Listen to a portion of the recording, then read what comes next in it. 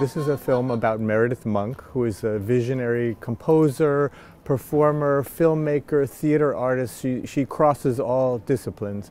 And she has been kind of misunderstood for her whole career since she began in the 1960s and 70s. But she's been revolutionary, especially in the way that she uses the human voice to express the most profound emotions without using words.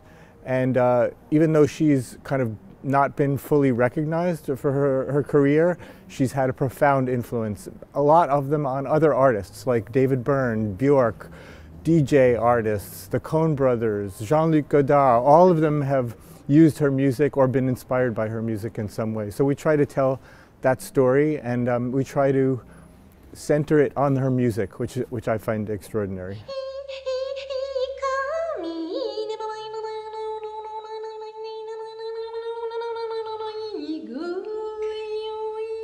Monk in Pieces, the title of the film, I think it came to me in part because very early on we decided to take a mosaic approach to the film, because it's inspired by Meredith's own work, which her theater work always, it's never a straight linear narrative. It's always a piece here, and then it all begins to come together as you move through the piece. So that was the kind of goal that I set for myself formally in making the film. So when I thought of pieces, I thought of each piece, you know, of the mosaic.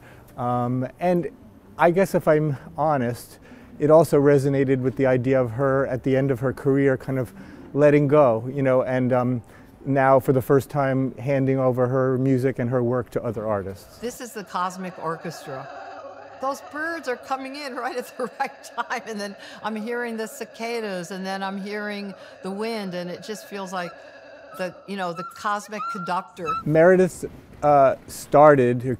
she found her voice in the 60s and 70s, which was an extraordinary period in the history of the arts in New York City. They called it the downtown scene or whatever.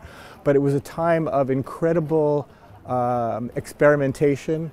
There were filmmakers writing poetry, there were poets doing visual arts. Everyone was crossing over and using all different media.